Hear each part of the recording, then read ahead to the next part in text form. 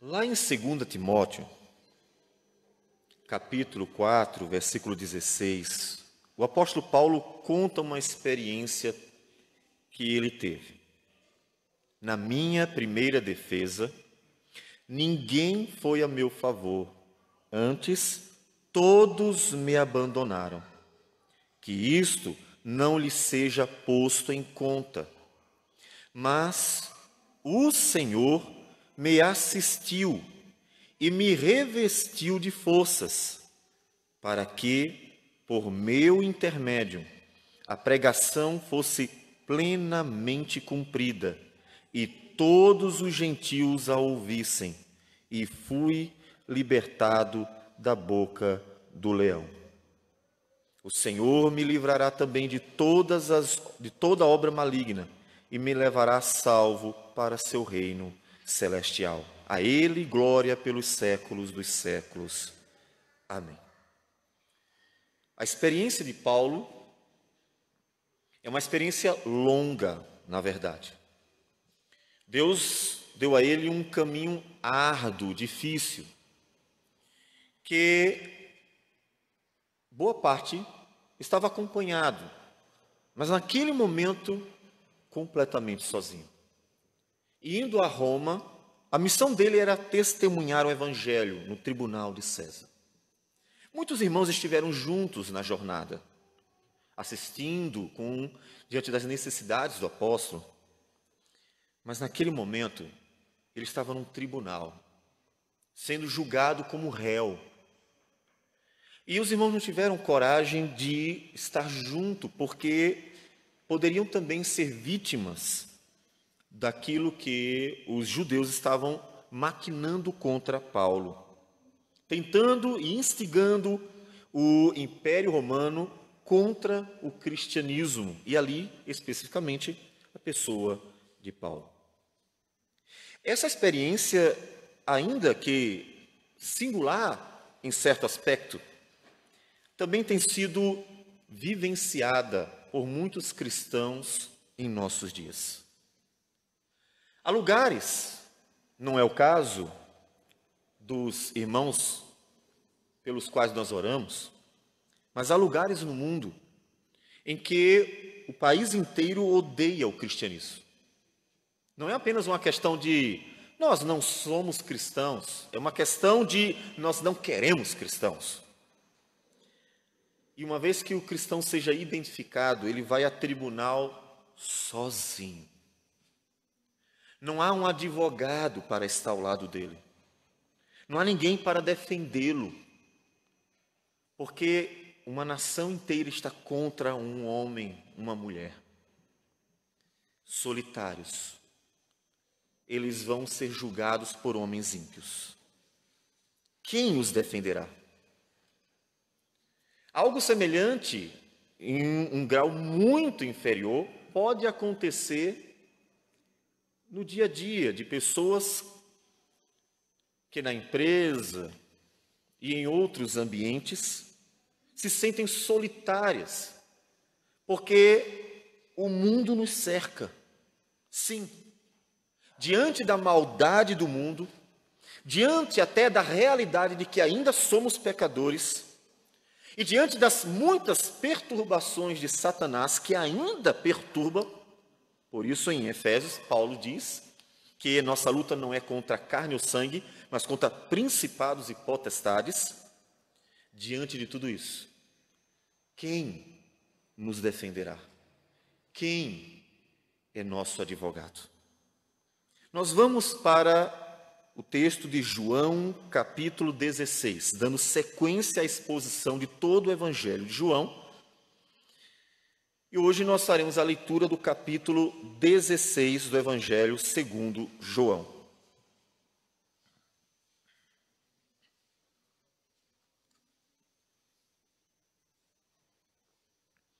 Diz a palavra do Senhor assim: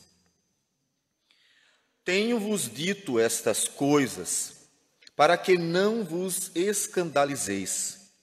Eles vos expulsarão das sinagogas, mas vem a hora em que todo o que vos matar julgará com isso tributar culto a Deus. Isto farão porque não conhecem o Pai, nem a mim. Ora, estas coisas vos tenho dito, para que quando a hora chegar, vos recordeis de que eu vô-las disse.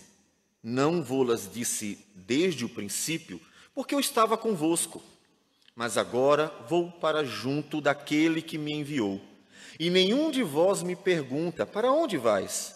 Pelo contrário, porque vos tenho dito estas coisas, a tristeza encheu o vosso coração. Mas eu vos digo a verdade, convém-vos que eu vá, porque se eu não for, o Consolador não virá para vós outros. Se, porém, eu for, eu vô-lo enviarei. Quando ele vier, convencerá o mundo do pecado, da justiça e do juízo. Do pecado, porque não creem em mim. Da justiça, porque vou para o Pai e não me vereis mais. Do juízo, porque o príncipe deste mundo já está julgado. Tenho ainda muito que vos dizer, mas vós não podeis suportar agora. Quando vier, porém, o Espírito da verdade, ele vos guiará a toda a verdade, porque não falará por si mesmo, mas dirá tudo o que tiver ouvido e vos anunciará as coisas que hão de vir. Ele me glorificará, porque há de receber do que é meu e vô-lo há de anunciar. Tudo quanto o Pai tem é meu, por isso é que vos disse que há de receber do que é meu e vô-lo há de anunciar. Um pouco e não mais me vereis, outra vez um pouco e ver-me-eis. Então alguns dos discípulos disseram uns aos outros, que vem a ser isto que nos diz? Um pouco e não mais me vereis, e outra vez um pouco e ver-me-eis, e vou para o Pai? Diziam, pois, que vem a ser esse um pouco, não compreendemos o que diz. Percebendo Jesus que desejavam interrogá-lo, perguntou-lhes, indagais entre vós a respeito disto que vos disse, um pouco e não me vereis, e outra vez um pouco e ver-me-eis? Em verdade, eu vos digo, que chorareis e vos lamentareis, e o mundo se alegrará. Vós ficareis tristes, mas a vossa tristeza se converterá em alegria. A mulher, quando está para dar à luz, tem tristeza, porque a sua hora é chegada. Mas depois de nascido o menino, já não se lembra da aflição pelo prazer que tem de ter nascido ao mundo um homem. Assim também, agora vós me tendes tristeza, mas outra vez vos verei, o vosso coração se alegrará, e a vossa alegria ninguém poderá tirar. Naquele dia, nada me perguntareis. Em verdade vos digo, se pedirdes alguma coisa ao Pai, ele vô-lo concederá em meu nome. Até agora, nada tendes pedido em meu nome. Pedi e recebereis, para que a vossa alegria seja completa. Senhor Deus amado, muito obrigado pela Tua palavra, que é o Teu poder para a salvação. Tua palavra, Senhor, que transforma corações. Tua palavra que edifica vidas. Tua palavra que opera eficazmente no pecador, para que o Teu nome seja glorificado em nossas vidas. Obrigado. Obrigado, Senhor, pela Tua palavra. Fala, então, ao nosso coração e que o Teu Espírito nos ajude tanto a compreender quanto a aplicar a Tua palavra à nossa vida. Receba a nossa oração em nome do Senhor Jesus. Amém, Senhor. Amém. Este capítulo carece de uma explicação, ainda que breve, sobre as atmosferas do universo. Deus criou tudo, tudo. E a palavra de Deus vai revelando a nós que tudo que Deus criou possui 3 atmosferas. A primeira atmosfera é a atmosfera política.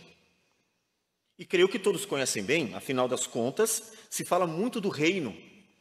E esse reino que é tipificado lá atrás, quando Davi assume o trono de Israel e vai conduzindo o povo de Deus segundo a palavra de Deus, como outros reis que viveram para a glória do Senhor. O reino no qual Deus é o supremo rei, o grande rei, ele é rei. Nós encontramos em Apocalipse, capítulo 4 e 5, Deus num trono, sendo glorificado por todas as criaturas.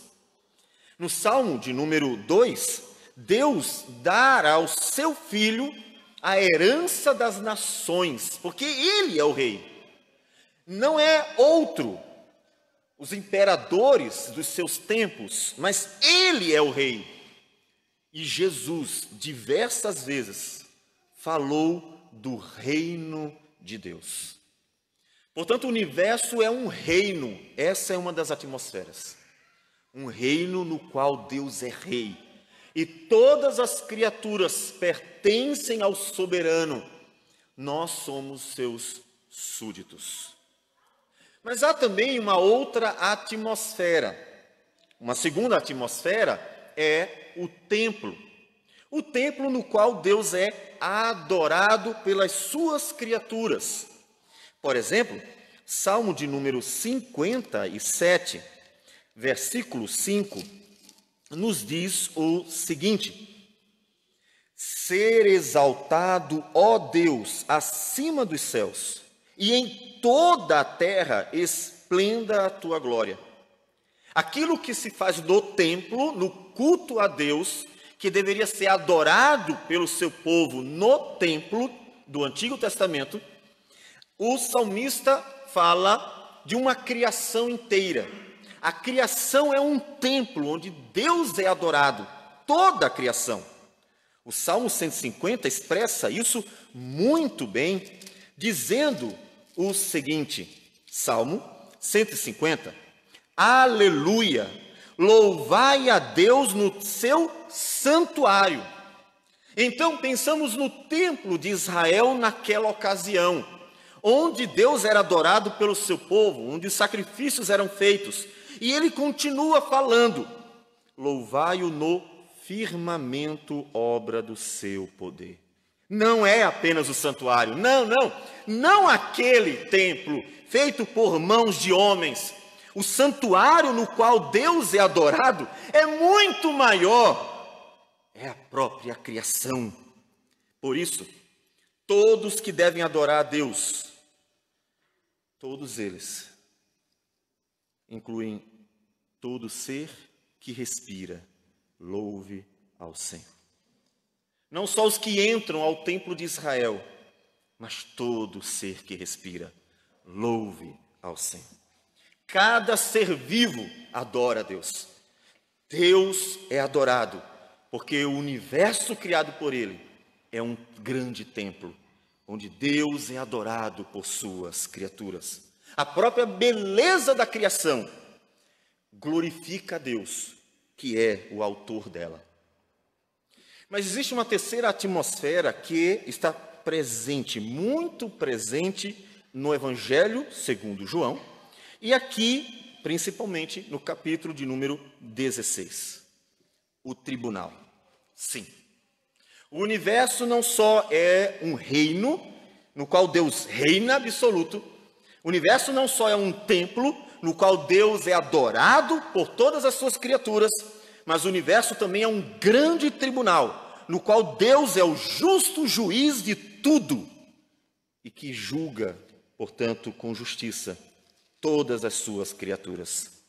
Lá em Gênesis 18, versículo 25, Abraão, conversando com o Senhor, diz: longe de ti o fazeres tal coisa, matares o justo com o ímpio, naquela questão de Sodoma e Gomorra, e ele intercede, principalmente pelo seu sobrinho Ló, como se o justo fosse igual ao ímpio, longe de ti. Não fará justiça o juiz de toda a terra? Ele é o juiz de toda a terra, não é só do seu povo, não é só de Israel, depois, quando a nação é constituída, toda a terra.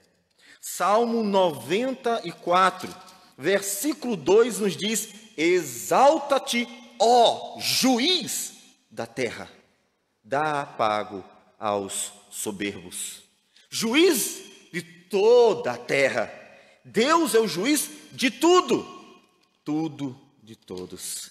Salmo 96 ainda nos fala no versículo de número 13 o seguinte: na presença do Senhor, porque vem julgar a terra, julgará o mundo com justiça e os povos consoante a sua fidelidade. Sim, o universo é um grande tribunal. E é fundamental entendermos essas três atmosferas, porque cada uma aponta para um caráter de Deus, para um relacionamento com Deus. E o fato de entendermos que o universo é um tribunal nos aponta claramente para o nosso advogado, Jesus Cristo, e o outro advogado, o Espírito de Deus. Sim, veremos hoje que nós temos dois advogados e que, ao subir para ficar à destra do Pai, Jesus deixou este segundo, que é o Espírito do Senhor. Vamos para um texto que nos ajuda bastante a entender esse caráter jurídico. É o texto de Zacarias, capítulo 3, versículos 1 a 10. Onde Deus dá uma visão exatamente de um tribunal.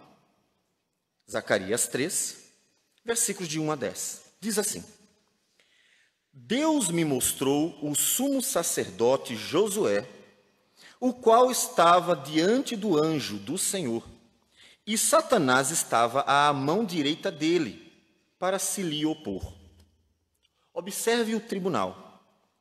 Deus, um anjo do Senhor, Satanás e o réu Josué, o sumo sacerdote daqueles dias. Encontramos todos os personagens de um tribunal: o juiz, advogado de acusação, advogado de defesa e o réu. Mas o Senhor disse a Satanás: o Senhor te repreende, ó Satanás. Sim, o Senhor que escolheu a Jerusalém te repreende. Não é este um tição tirado do fogo? Ora, Josué, trajado de vestes sujas, estava diante do anjo. Uma situação triste, drástica. Josué, que é o réu, realmente estava sujo. Era realmente culpado. Por isso as roupas estavam sujas. E Satanás, nome que significa exatamente acusador, assim como em grego diabolos significa também acusador, estava acusando aquele réu diante do juiz. Ele tem que ser condenado, o juiz é justo e o Senhor é justo. Satanás bem sabe que Deus é justo. E na tentativa de destruir aquela vida, ele vai acusando-a diante de Deus, para que Deus, na sua ira, venha a condenar o pecador que merece. Nesse ponto, devemos considerar que Satanás não está e não precisa mentir sobre a vida daquele homem. Ele não precisa inventar acusações falsas para incriminar o pobre Josué, porque o pobre Josué é, na verdade, culpado. Ele está sujo, ninguém pode negar. Essa é a realidade. O universo como um tribunal, onde Deus, o juiz, está julgando um homem culpado por seus pecados. Um homem culpado. Quem defenderá esse homem? Quem defenderá? Vamos para João, capítulo de número 16. É interessante que o Evangelho segundo João destaca realmente a atmosfera, a terceira atmosfera, que é o tribunal, em detrimento de outras. Por que podemos dizer isso? Quando nós vamos para Mateus, Marcos e Lucas, a palavra reino aparece abundantemente. Vocês já ouviram o presbítero Paulo falar várias vezes sobre o reino de Deus. Em Mateus aparece 55 vezes, Marcos 20, em Lucas 46, eles falam bastante do reino de Deus. O curioso é que no Evangelho segundo João, a palavra reino só aparece em 3 versículos. João 3, versículo 3, João 3, versículo 5 e João 18, versículo 36. Há apenas 3 versículos para todo o Evangelho. O reino de Deus não é o foco de João. Definitivamente não é. Como é nos outros evangelhos. Todavia, é interessante que a palavra julgar aparecerá em abundância nesse evangelho, em detrimento dos outros. 20 vezes aparece o termo julgar em João, enquanto em Mateus e Lucas, porque Marcos nem sequer cita essa palavra, aparece apenas 6 vezes. Observem a ênfase que os evangelistas darão a atmosferas da criação de Deus, do universo de Deus. São diferentes. E o autor João destaca esse caráter jurídico da criação várias vezes. Vejamos alguns versículos. João, capítulo 3, versículo de número 17, nos diz o seguinte, e a sequência, que nós não vamos ler, mas também a sequência nos diz. O versículo 17 diz, porquanto Deus enviou seu Filho ao mundo, não para que julgasse o mundo, mas para que o mundo fosse salvo por ele. O mundo está no tribunal de Deus, mas Deus enviou o Filho para que o mundo não fosse julgado ou condenado. O versículo 19 dirá na sequência, o julgamento é este, que a luz veio ao mundo e os homens amaram mais as trevas do que a luz. Um mundo culpado, mas que Deus, por seu Filho, está dispondo de um livramento do juízo. Capítulo 5, versículo 22, nos diz o seguinte, e o Pai a ninguém julga, mas ao Filho confiou todo julgamento. Observe que Jesus vai repetindo o fato de que os homens estão no tribunal de Deus. Em João,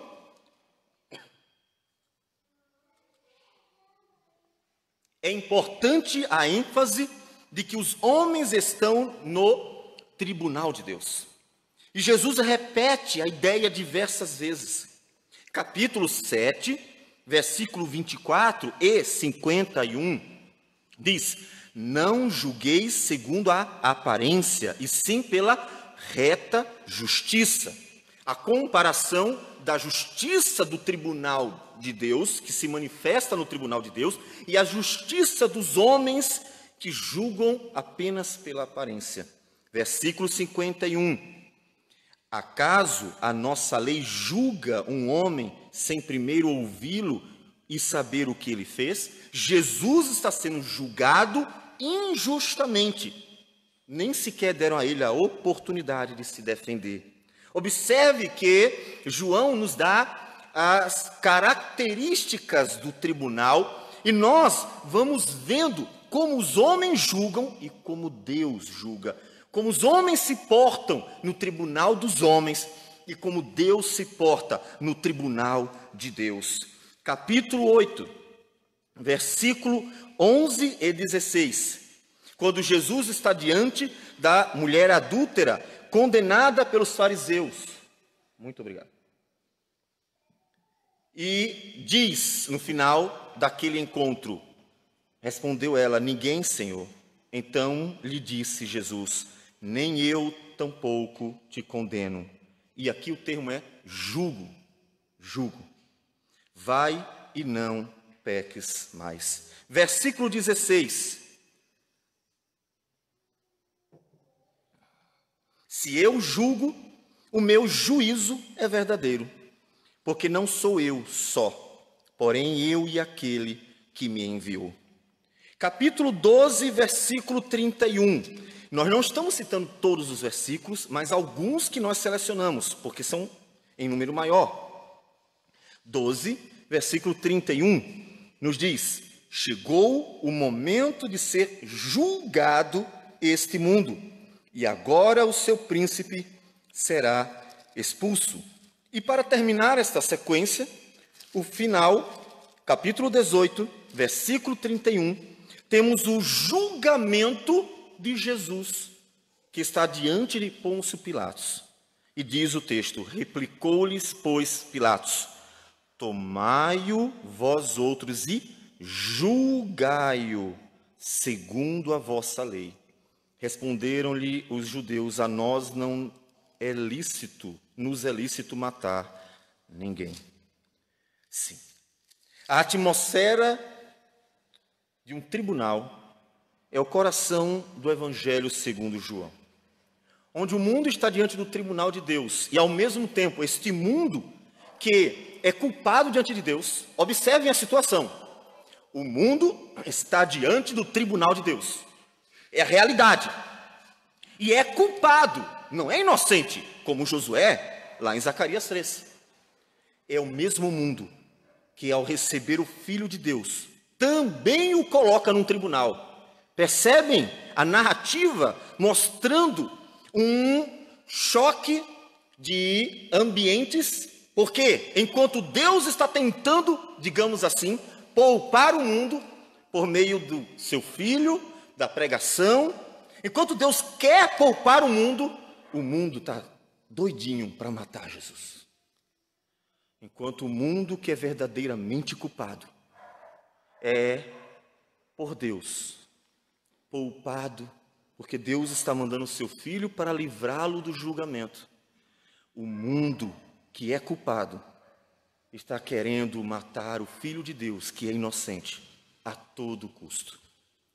E então nós percebemos como a parábola, conhecida como do credor incompassivo, faz bastante sentido.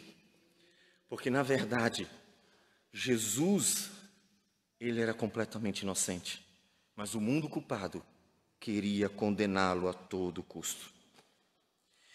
É interessante, então, que o termo que creio todo mundo conhece, porque ele se tornou famoso, Paráclitos, só aparece em João. Esse termo, de onde vem a ideia também de consolar, admoestar, advertir, exortar, ou seja, o verbo, ou mesmo a consolação, exortação, encorajamento, esse substantivo, o termo Paráclitos, que é aquele que consola, aquele que advoga, aquele que encoraja, ele só aparece em João, só. Não adianta procurar em outro lugar da Bíblia, ele só aparece em João. João é o único que usa esse termo, tanto o Evangelho, quanto uma vez na sua carta em 1 João.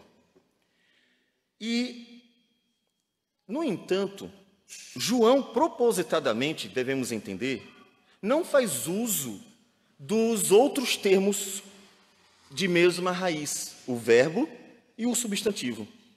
Enquanto nós encontramos em Mateus o verbo exortar, em João ele evita usar, ele não usa, ele usa outro verbo.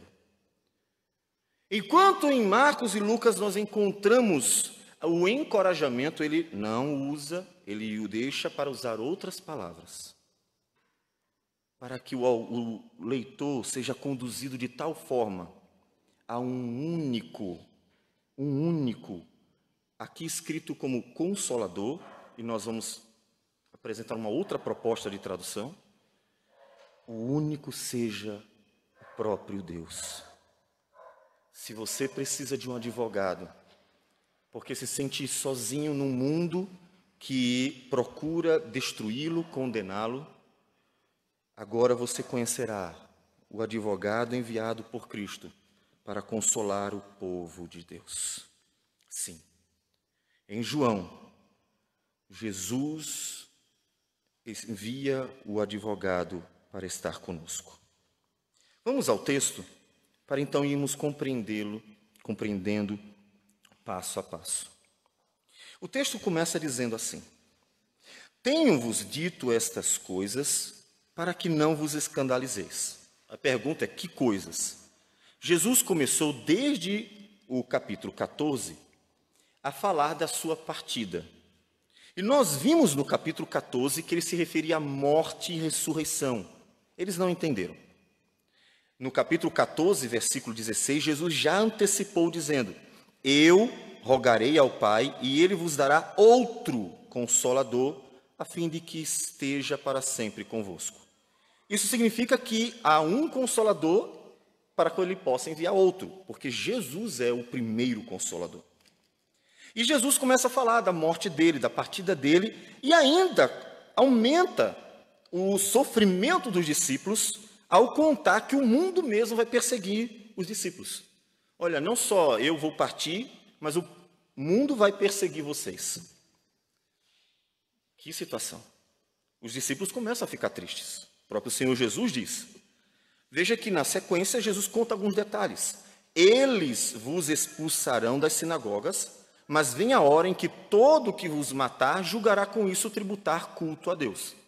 Eles seriam julgados pelo mundo e condenados. O mundo mataria uns, perseguiria outros, eles viveriam dias difíceis, dias de sofrimento. E Jesus está contando isso para eles antes da sua partida. Ele diz por que conta antes da partida. Porque quando ele estava com eles durante os 3 anos, eles estavam seguros. Porque Jesus era o advogado deles. Ele estava defendendo os seus discípulos. Mas agora que ele vai partir, eles precisam saber o que vai acontecer. Precisam saber que tanto Jesus partirá, quanto o que vai acontecer com eles por causa desta partida. Ele diz então no versículo 3, isto farão porque não conhecem o Pai. Vocês vão lembrar que Atos capítulo 7, Estevão foi morto apedrejado. Um evento muito conhecido. Atos 7, 54 a 60. Ele pregou o evangelho e os judeus apedrejaram. Também encontramos em Atos 19, os gentios fazendo a mesma coisa, perseguindo os cristãos. Eles iriam viver isso. Por quê? Porque não conhecem o Pai. Vale aqui realçar a ideia de não conhecer o Pai dentro do contexto de quem está ouvindo, os judeus. Como é que os judeus, chamados de povo de Deus, que tem o templo de Deus, que cultuavam a Deus, que celebravam a Páscoa, Pentecostes e a festa dos tabernáculos, e ainda outras, mas que foram aderindo aos poucos, como é que este povo, que sacrificava ao Senhor, não conhecia o Pai? Religiosos não convertidos, isso é possível?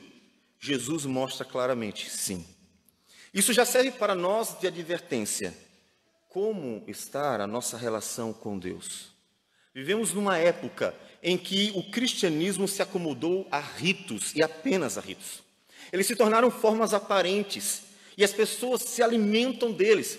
A questão não é a essência deles, mas a prática visível e aparente deles. As pessoas entram e saem da igreja e, uma vez que elas participaram do rito cultico, elas se dão por satisfeitas, sem se aperceber se a palavra de Deus realmente entrou no coração, se os louvores foram realmente dados a Deus de todo o coração, se as orações foram de fato expressões sinceras de lábios que confessam o nome do Senhor. Elas não conseguem perceber o que há dentro delas, porque o rito se tornou suficiente. Um cristianismo que vive de ativismo, que vive de comemorações e que passa o ano inteiro fazendo programações para encher a vida das pessoas de atividades, de forma que elas já não sabem distinguir entre ser um verdadeiro cristão e apenas um religioso. Jesus nos mostra a necessidade de nós estarmos atentos à diferença.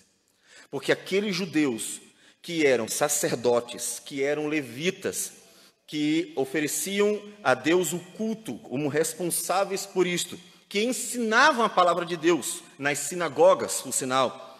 Estes que liam, ensinavam, esses que praticavam os ritos e viviam toda a religiosidade judaica, não conheciam o Pai.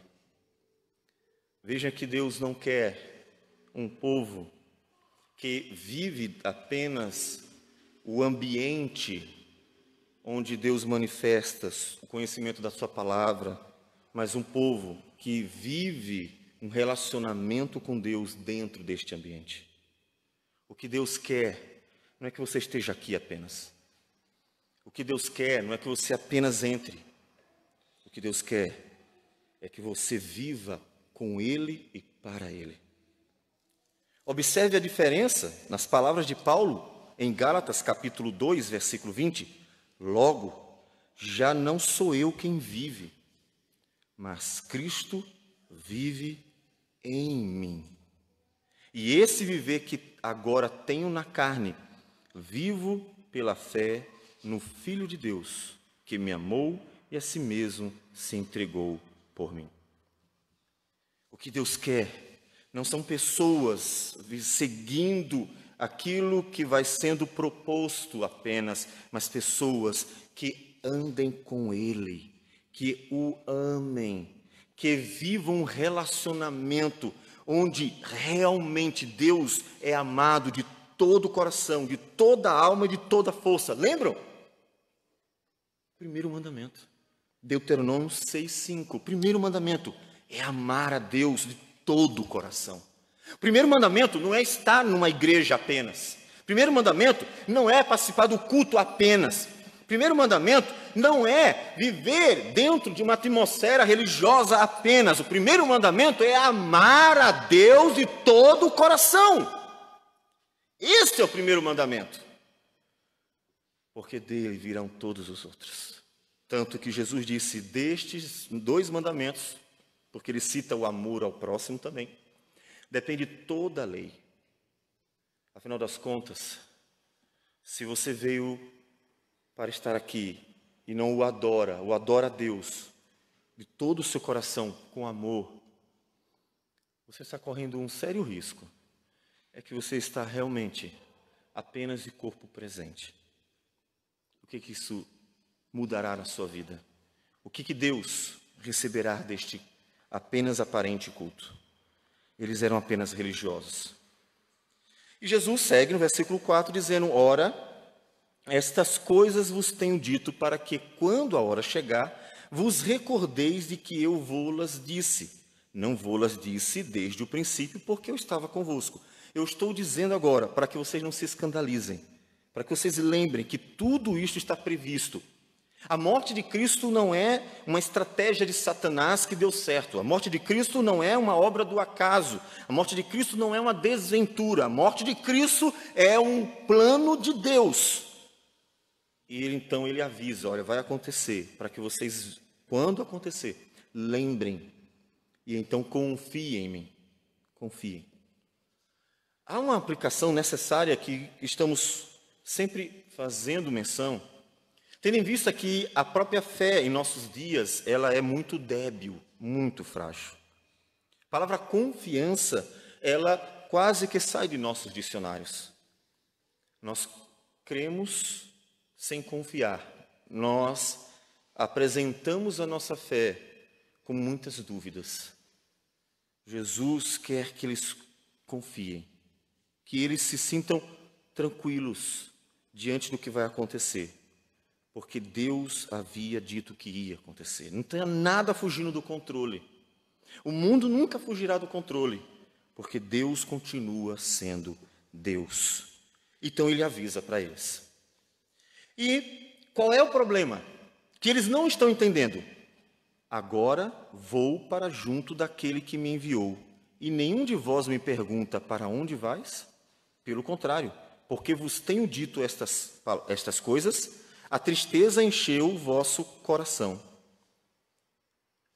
Eles ouviram isso várias vezes. Tristeza encheu o coração. Eles estão perplexos. Como é que aquele que reina para sempre vai embora? E ele fala de levantar o Filho do Homem e que eles vão querer matar o Filho do Homem. Jesus já repete isso várias vezes. Eles estão tristes, angustiados e confusos, completamente confusos. É necessário que Cristo vá, mas eles ainda não entendem o porquê. Em nossa vida, há muitas coisas que nós não vamos entender. É claro que nós não vamos comparar, em hipótese alguma, a obra redentora de Cristo na cruz do Calvário com desventuras que acontecem em nossas vidas, mas que nós precisamos ver, ainda assim, como um Deus presente nelas. Todavia, é importante lembrar que até essas desventuras têm propósito. E eles precisavam confiar diante desse propósito de Deus. Tem coisas que a gente não vai entender. Por quê? Queremos entender tudo, porque o ser humano ele precisa ter uma sensação de controle. Não é assim com a sua vida? Você não sente uma necessidade de ter controle sobre tudo. Você só sente paz no seu coração quando você vê que tudo está como você planejou. Eu planejei que vai acontecer assim, assim, eu vou fazer assim, assim, assim. E aí as coisas funcionam do jeito que você planejou. Primeiro vai vir isso, depois isso, a consequência vai ser essa, depois aquela. E tudo vai acontecendo, fluindo como você queria. Quando tudo começa a fluir como você queria, você sente aquela paz no coração e até louva ao Senhor, como Deus é maravilhoso de fato, porque devemos louvar a Deus por todas as suas boas dádivas. Mas você não percebe um problema. É que aquela confiança, quando as coisas fluem muito bem, pode mascarar a realidade de que o coração ainda não compreendeu, que não é a bem-aventurança que deve nos trazer confiança ao coração, é a certeza de que Ele é Deus e me ama como sendo algo real e suficiente. O que gera confiança em nós é a promessa de que Deus me ama e Ele está comigo. Por isso, lá em Romanos, capítulo 8, o apóstolo Paulo, que vem falando do Evangelho, vem falando da graça de Deus, vem falando do amor de Deus, vem falando da obra de Cristo, inclusive já havia falado no capítulo 5 que Deus prova o seu próprio amor para conosco, em que Cristo morreu por nós, sendo nós ainda pecadores. Ele que depois de ter falado tantas questões sobre a obra de Cristo, o Evangelho, ele diz, que diremos, no versículo 31 do capítulo 8 de Romanos? Que diremos, pois, à vista destas coisas? Diante de todas essas promessas, diante de todo esse conhecimento revelado por Deus sobre a obra redentora, diante de tudo isso, o que nós deveremos dizer? O que devemos pensar? O que você deve pensar? Se Deus é por nós, quem será contra nós? E aí ele lembra o que ele já vem dizendo muito antes. Aquele que não poupou o seu próprio filho, antes por todos nós o entregou, porventura não nos dará graciosamente com ele todas as coisas? Quem intentará a acusação contra os eleitos de Deus? Quem? É Deus quem os justifica. Quem os condenará? É Cristo Jesus quem morreu, ou antes quem ressuscitou, o qual está à direita de Deus e também intercede por nós. Quem nos separará do amor de Cristo? Será a tribulação? Não, a angústia? Ou a perseguição? Será a fome, a nudez, o perigo, a espada? Como está escrito, por amor de ti somos entregues à morte o dia todo. Fomos considerados como ovelhas para o matadouro. Em todas estas coisas, porém, somos mais que vencedores, por meio daquele que nos amou. Porque eu estou bem certo, a confiança, não a confiança na bem-aventurança, no bem-estar, em ver as coisas funcionando bem. A confiança de Paulo está nas promessas que ele está anunciando para nós. Porque, inclusive, ele mencionou a tribulação, a angústia, a perseguição, a fome, a nudez, o perigo, a espada. Porque somos como ovelhas para o matadouro. Mas a confiança está nas promessas de Deus e permanecem. Porque eu estou bem certo de que nem a morte, nem a vida, nem os anjos, nem os principados, nem as coisas do presente, nem do porvir, nem os poderes, nem a altura, nem a profundidade, nem qualquer outra criatura. Nada no universo criado por Deus poderá separar-nos do amor de Deus que está em Cristo Jesus, nosso Senhor. Essa é a razão da segurança, as promessas de Deus.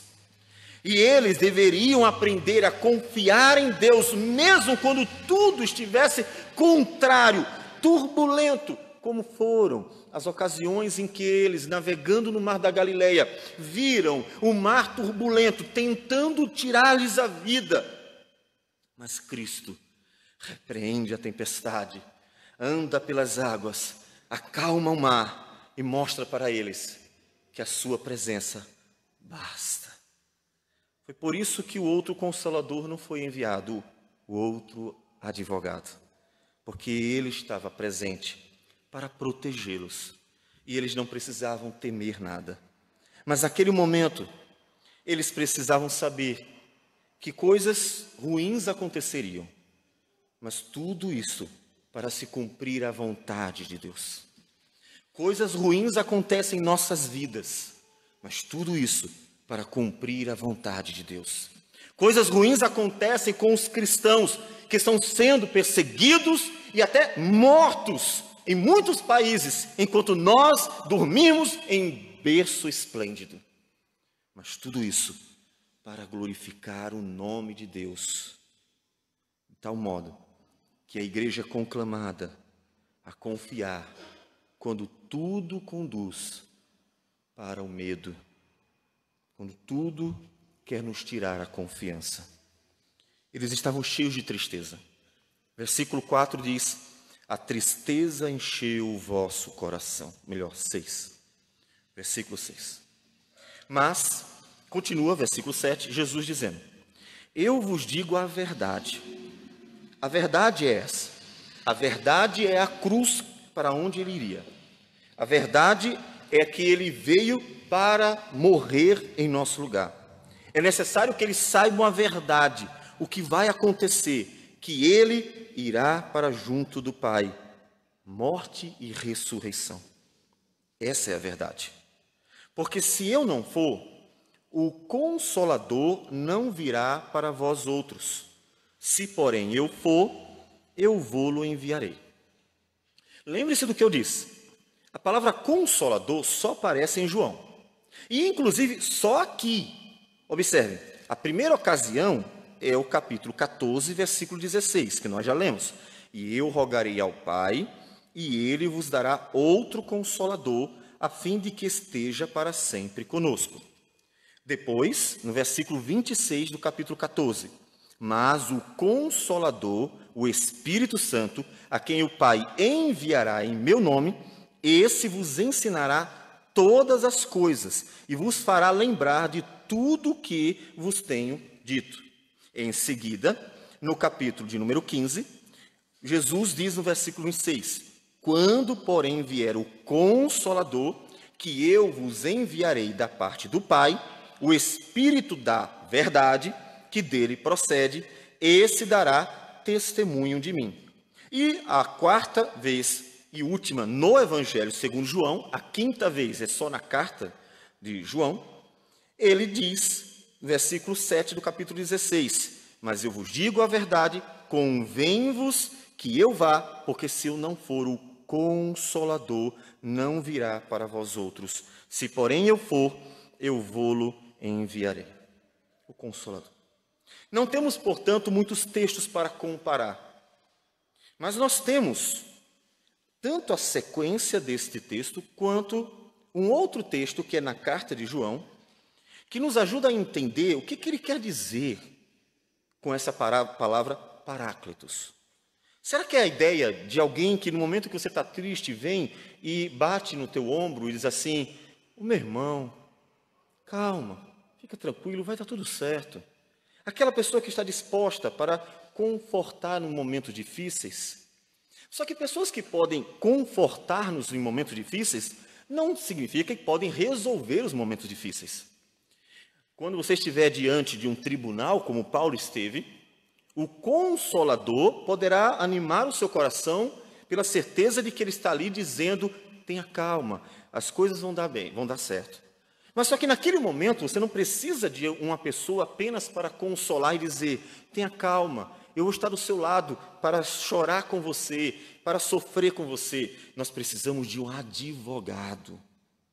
Quando estamos diante de um tribunal, do tribunal de um mundo pagão, um mundo odioso, um mundo que Jesus disse no capítulo 15, versículo 18: se o mundo vos odeia, sabei que primeiro do que a vós outros me odiou a mim. Este tribunal, o tribunal de um mundo odioso, nós não somos consolados apenas por um consolador. Nós precisamos de algo mais. Nós precisamos de um advogado. Em 1 João, capítulo 2, versículo 1, o mesmo autor, João, nos diz o seguinte. 1 João 2, 1. Filhinhos meus, estas coisas vos escrevo para que não pequeis. Se todavia alguém pecar, alguém culpado, alguém que transgride a lei de Deus e que, portanto, tem consciência de que, como réu, é culpado. Diante disso, não é um consolador. Nós temos um advogado junto ao Pai, Jesus Cristo, o justo. Mas é outro texto, pastor. É exatamente a mesma palavra, Paráclitos. É o mesmo autor usando a mesma palavra, Paráclitos. É um advogado, não é só um consolador. E então vamos observar a sequência do texto de João 16. Versículo 8. Quando ele vier, quem? Aquele que foi traduzido por consolador, e nós estamos aqui oferecendo a tradução advogado e não consolador. Quando ele vier, convencerá o mundo do pecado, da justiça e do juízo. Opa! 3 termos que apontam para o tribunal de Deus: pecado, o réu, a justiça, que é a defesa, e o juízo, que é a condenação. 3 termos que nos apontam para um tribunal outra vez. E aquele que vem, ele não vem para consolar, ele vem para convencer. O advogado, e não só na Escritura, mas no mundo como um todo, tem um papel retórico muito importante. A diferença da retórica dentro da Escritura e fora dela, principalmente a retórica grega, é que a retórica estudada no universo grego, ela tinha um fim em si mesmo. Aqueles que estudavam retórica tinham como propósito estarem convencendo as pessoas pelo simples fato de que os seus argumentos são interessantes. Não precisam ser verdadeiros. Você vai ver isso nos tribunais hoje. Um advogado pode pegar um criminoso, literalmente um criminoso, ele sabe que o cara cometeu o crime, ele sabe que o cara não é inocente, e esse mesmo advogado que sabe que o seu cliente é culpado, vai tentar, por meio de argumentos retóricos, inocentá-lo ou livrá-lo de grandes penalidades. A retórica tendo um fim em si mesmo. Na Escritura, não. Em lugar nenhum da Escritura, a retórica tem um fim em si mesmo. Por isso, Jesus disse no versículo de número 7, e continuará dizendo ainda em outros versículos: mas eu vos digo a verdade. A verdade. No versículo 13, ele diz: quando vier, porém, o Espírito da verdade. Este advogado não vai tentar enrolar o juiz para livrar você que é culpado de uma pena. Esse advogado usará a verdade para nos defender diante de um mundo cruel. Um mundo mau, um mundo cruel, que quer nos destruir como matou Jesus. se deparará com um advogado. E este advogado é o Espírito da verdade, que foi enviado por Cristo. Aqui ele fala no futuro, porque não havia ainda enviado, porque dependia da obra redentora da cruz do Calvário, sobre a qual ele está se referindo. Mas esse Espírito, quando viesse, convenceria o mundo do pecado, da justiça e do juízo. Ele iria advogar por nós. Ele iria advogar, nos defender diante de um mundo que, sendo pecador, não crê no Senhor Jesus. Do pecado, porque não crê no Senhor Jesus, ou não crê em mim, como ele diz.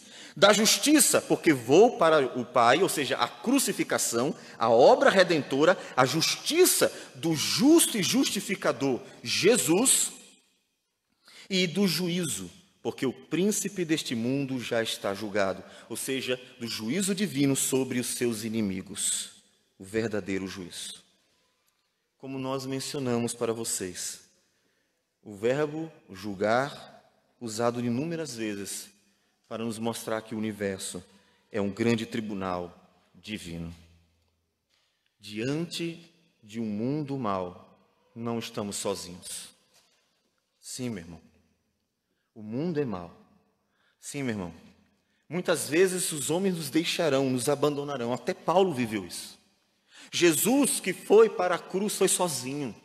Os seus discípulos os abandonaram, não conseguiram ficar com ele, fugiram com medo, para se cumprir a profecia que o pastor foi pego e as ovelhas então fugiram, foram dispersas. Mas Paulo também experimentou isso. E nos disse em 2 Timóteo, e com certeza muitos cristãos já vivenciaram a solidão de estar num mundo mau, que tudo que deseja é realmente matar, roubar e destruir. Mas é naquele dia em que nós nos sentimos mais solitários diante da maldade dos homens, que vem ecoar ao nosso coração as seguintes palavras: eu enviarei o Consolador, ou seja, o advogado que vem para defender vocês. E é este o consolo que ele traz. O consolo do Espírito não é apenas um acalmar o coração agitado. O consolo do Espírito é nos defender diante de um mundo mau. Por isso ele vem para convencer, defendendo o seu povo, convertendo corações, transformando vidas. E foi assim que Paulo foi livrado das mãos de César. Observe que quando Paulo fala do seu julgamento, do tribunal, ele diz que todos o abandonaram. Mas no versículo 17 diz: o Senhor me assistiu. Ele deu assistência. Deus esteve ali defendendo ele e me revestiu de forças para que por meu intermédio a pregação fosse plenamente cumprida e todos os gentios a ouvissem. Ele esteve lá para operar como um advogado e fui libertado da boca do leão. Quem é que liberta o réu? Quem é que consegue o feito? Não a autoridade para libertar, mas que trabalha para libertar. É o advogado. É ele quem trabalha para que o réu seja liberto. E o juiz, obviamente, o liberte. Deus, como um advogado, esteve presente na vida de Paulo para o defender. Este é que é o nosso Paráclitos. É um advogado excelente, que defende seu povo com a verdade.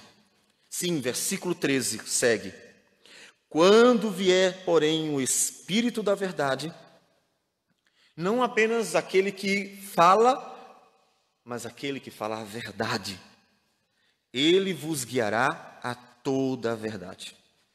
O advogado que nos consola com a verdade, inclusive, que nós já estamos justificados. Esse foi o consolo de Josué. Sabe aquele homem lá de Zacarias? O consolo dele foi que ele tinha um advogado para defendê-lo diante do acusador Satanás.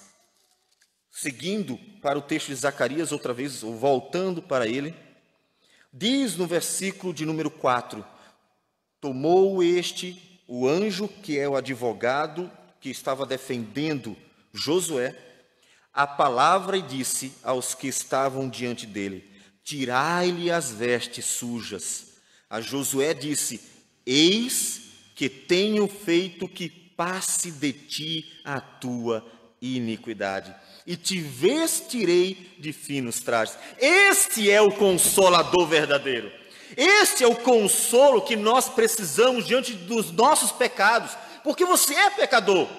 Não adianta fingir que você não é pecador, não adianta dizer assim: não, eu não sou tão ruim assim, eu vou me sentir consolado, eu não sou tão mal. Pessoas que vivem pecados procuram às vezes psicólogos para que eles digam para essas pessoas que o pecado delas não é tão mal assim, e elas se sintam bem consigo mesmas, inculcando na própria cabeça a ilusão de que o pecado delas não terá consequências, porque o juiz, Deus, há de julgar o mundo. Sim, há de julgar. O pecado é uma realidade, e o nosso consolo não é fingir que ele não é uma realidade. O nosso consolo é saber que o advogado venceu a causa. O nosso consolo é saber que o nosso advogado venceu a causa. Eu consegui, Josué, passei de ti a iniquidade, agora você está limpo, vestes novas serão dadas para você, você não deve mais nada, você está limpo. O que se encaixa perfeitamente com o que diz Paulo em Romanos, capítulo 3, versículo de número 26, tendo em vista a manifestação da sua justiça no tempo presente. A justiça de Deus se manifestou na cruz do Calvário, a justiça de Cristo, a justiça de Deus, para Ele mesmo ser justo e justificador daquele que tem fé em Jesus. Deus é justo e justificador, e essa justiça se manifestou na cruz. Josué, você está livre. Eu venci a causa, Josué. Essa é a palavra daquele anjo que se destaca no tribunal, que venceu o advogado de acusação, Satanás. E Jesus disse para os seus discípulos: eu vou. Sim, eu vou, porque é necessário que eu vá. Mas eu vou mandar outro advogado. Esse outro advogado continuará com vocês, defendendo vocês. Como? Guiando na verdade. Como é que o advogado, o outro, que não é Cristo, é o Espírito da verdade, é o Espírito de Deus, nos defende como advogado, nos conduzindo à verdade? Lembram de Efésios capítulo 6? A armadura de Deus? Todos os elementos da armadura de Deus apontam para a Escritura. Todos os elementos, a justiça, o capacete que é a certeza da salvação, o evangelho da paz, a própria espada do Espírito, que é a palavra de Deus, tudo aponta para a Escritura. O Espírito Santo advoga a nosso favor diante das acusações de nossos pecados, sim, reais. Lembrem de Efésios, capítulo de número 2, versículo 1. Ele vos deu vida, estando vós mortos nos vossos delitos e pecados, nos quais andastes outrora, segundo o curso deste mundo, segundo o príncipe da potestade do ar, do espírito que agora atua nos filhos da desobediência, entre os quais também todos nós andamos outrora, segundo as inclinações da nossa carne, fazendo a vontade da carne e dos pensamentos, e éramos, por natureza, filhos da ira, como também os demais. Já não somos filhos da ira, já não somos mais escravos, mas ainda vivemos num mundo que nos odeia, num mundo em que o diabo está atuando continuamente, e num mundo em que a nossa natureza ainda não foi transformada. E diante de tantos inimigos, o pecado, o mundo e o diabo, que o tempo inteiro não só nos assedia, mas tenta nos destruir, um advogado, um bom advogado, que nos lembra tudo que Cristo fez, é fundamental. Um advogado que, quando você olha para si mesmo e diz assim: eu pequei, eu não vou poder ir para o céu, eu não mereço, eu isso, eu aquilo outro, eu não sou tão bom quanto fulano, cicrano e beltrano. Um advogado que nos lembra: o justo viverá por sua fé. Esta é a promessa do Senhor. Que a justiça que nos livra da ira vindoura é a justiça do justo e justificador Jesus. Um advogado que com as suas promessas nos lembra que nós já temos o livramento da ira vindoura. Já temos um advogado. Este é o papel do Espírito Santo, é nos defender diante de um mundo do pecado e do diabo, que ainda continuam tentando nos destruir. Então o Espírito nos guia à verdade.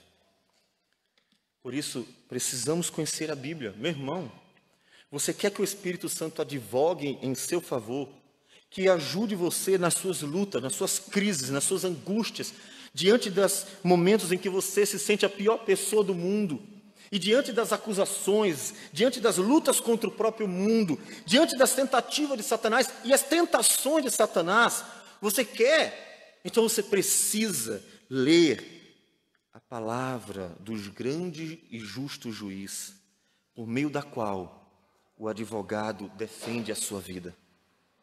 Você precisa conhecer as promessas daquele que lutou no tribunal por nós. Sim, aquele que fez de tudo, deu a própria vida por nós e nos mandou um outro advogado para nos defender e nos guiar pela verdade, na verdade.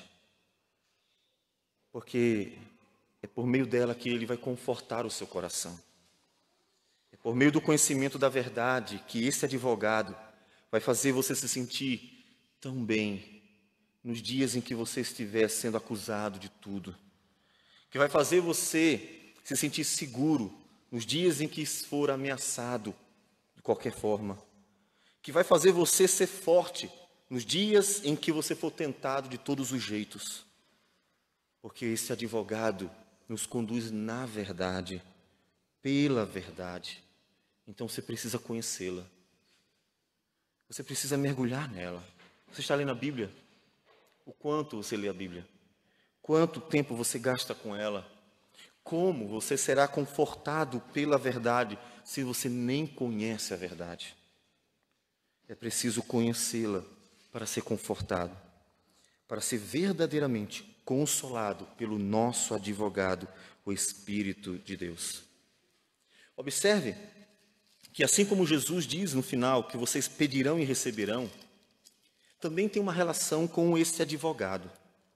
No Romanos capítulo 8, outra vez, versículo 26 e 27, este advogado, ele nos ensina a orar, porque ele nos conduz na verdade, para que a gente saiba orar como convém. Ele nos motiva a orar como convém, nos conduzindo a desejos que agradam a Deus, por agir em nós. Também o Espírito semelhantemente nos assiste em nossa fraqueza, porque não sabemos orar como convém, mas o mesmo Espírito intercede. É o papel do advogado. O papel do advogado é interceder por nós sobremaneira, com gemidos inexprimíveis. Ele está ali, advogando para que a gente saiba pedir, para que a gente peça de forma agradável a Deus, para que a gente consiga ter uma relação com este, que não é só um justo juiz, mas se fez nosso Pai, ao nos adotar em Cristo Jesus, que defendeu a nossa causa. O juiz santo e justo é também bom e gracioso. E este advogado intercede por nós. E aquele que sonda os corações sabe qual é a mente do Espírito, porque segundo a vontade de Deus é que ele intercede pelos santos, ele opera em nós como advogado. Então, o restante do texto, Jesus vai repetir o que ele havia dito. Estou dizendo isso porque eu vou para o Pai. Esse vou para o Pai, que ele diz mais de uma vez, significa morte e ressurreição. Não devemos entender como a ida para depois voltar no final, como nós esperamos hoje. Não, não é essa a ênfase do texto. Isso você pode perceber claramente lendo todos os capítulos de forma sequencial. E você verá que Jesus não está em momento algum enfatizando o final, mas a morte e ressurreição. Porque é pela morte e ressurreição que a justiça se estabelece. E é por isso que ele diz, por um pouco vocês vão me ver, por um pouco vocês não vão me ver. Por um pouco, porque a morte e a ressurreição aconteceria naqueles 3 dias, nos 3 dias da Páscoa. O Senhor Jesus deixaria os discípulos para preparar o lugar, o coração deles, e então inaugurar uma nova etapa da história redentora, onde o povo de Deus seria cheio do Espírito, que é o nosso advogado. Já temos o consolo. A alegria que Jesus disse que nós teríamos depois que ele voltasse, que é a ressurreição, não é a volta final. Quando ele diz no versículo 20, em verdade eu vos digo, que chorareis e vos lamentareis, e o mundo se alegrará. Vós ficareis tristes, mas a vossa tristeza se converterá em alegria. Não é o tempo que nós estamos vivendo. Era o período entre a morte e a ressurreição. Jesus está falando de sua morte e ressurreição.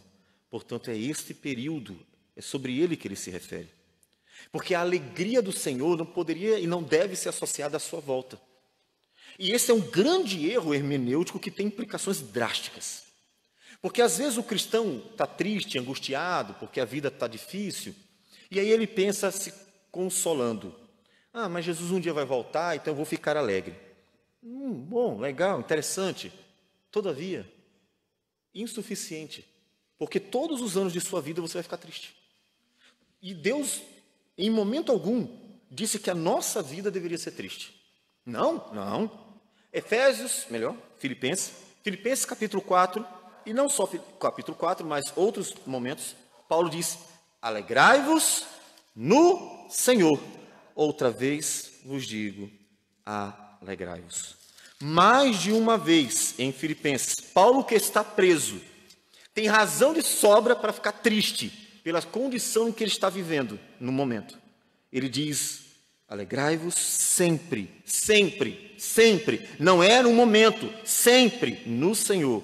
Outra vez digo, alegrai-vos.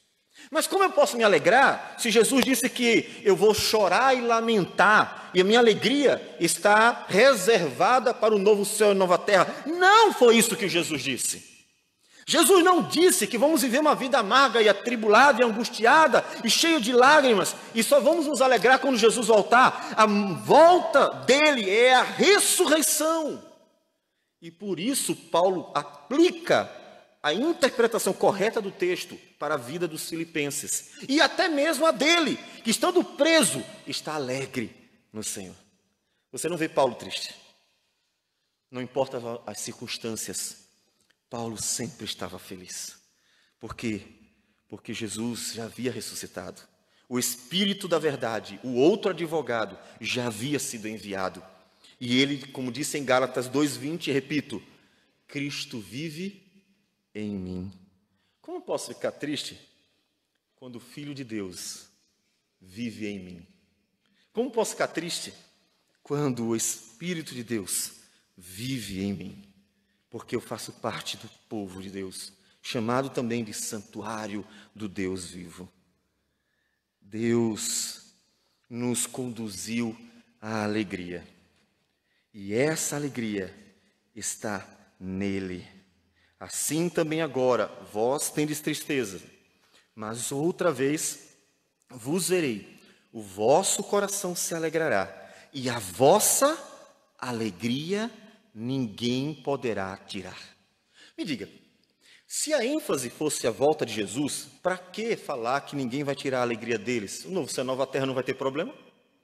Não vamos ter Satanás, não vamos ter, portanto, mal, não vamos ter pecado, não vamos ter tribulação, e é óbvio, portanto, que não haverá tristeza. Então não faz sentido o argumento de Jesus. Quando Jesus diz, ninguém pode tirar a alegria de vocês, ele está dizendo, vocês vão passar por tudo que é ruim, mas ninguém será capaz de tirar a alegria de vocês. E aí você vê como isso tem em pleno acordo com Romanos 8 que nós lemos. Nem a morte, nem a vida, nem os anjos, nem os principados, nem presente, nem futuro, nada pode nos separar do amor de Deus. Aquele que sabe que nada pode separar do amor de Deus e que experimenta um relacionamento com Deus por meio desse outro advogado, o Espírito de Deus, que nos conduz na verdade para nos confortar e nos consolar no mundo mau. Este é a razão da nossa alegria. É Ele. E é neste mundo mau, ninguém pode tirar nossa alegria. Portanto, como você tem estado? O que o pecado, o mundo e o diabo têm feito a você? Quais os prejuízos? Já há um advogado. Esse advogado já foi enviado. E ele já nos conduz à verdade. Porque Cristo já morreu e ressuscitou. E já nos deu a sua alegria. De forma que a gente pode se alegrar sempre no Senhor. Então, como você está fazendo usufruto? Como você está desfrutando daquilo que nos foi concedido? Se alguém processasse você, você contrataria um advogado para consolar você, defendendo você diante de tribunais humanos. Diante de tribunais de um mundo pecador, que usa os nossos pecados, e de um diabo que tenta nos prejudicar de todas as formas, já existe um advogado, que é o Espírito de Deus, que está conosco, enquanto o outro advogado, o primeiro, está junto ao Pai, nos defendendo com a sua justiça. Então, por que você não fala com esse advogado? Porque é mais fácil você chamar um advogado humano para defender uma causa temporária, passageira, de prejuízos pequenos comparados com os eternos, mas não faz uso, não busca, não procura o eterno advogado. Você quer conforto na sua vida, consolo, quer alegria? Busque o advogado. Porque esses dois advogados, o primeiro que é Jesus Cristo e o segundo que é o Espírito da verdade, eles nos consolam com a verdade, pela verdade, para que diante de tudo que o mundo possa apresentar, os pecados, as tentações, as acusações, nós possamos sair ilesos, por confiarmos plenamente que o nosso advogado, justo e justificador, ele realmente é bom. E ele já pagou o preço. E que o advogado, tendo feito isso, ele nos traz consolo verdadeiro. Não há uma possibilidade dele perder a causa, porque ele nos defende segundo a verdade, diante de um Deus que é o Deus da verdade.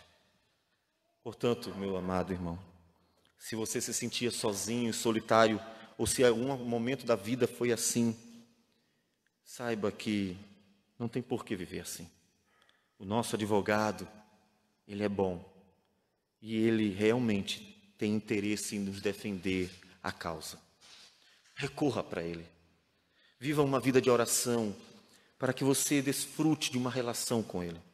Viva uma vida de meditação na palavra para que você conheça as promessas dele, as promessas que confortarão teu coração.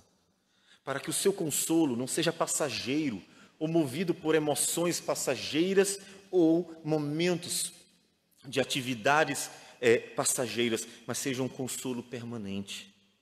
Um consolo que vem da própria palavra de Deus, aplicada pelo próprio Espírito de Deus, que nos foi enviado para advogar em nosso favor.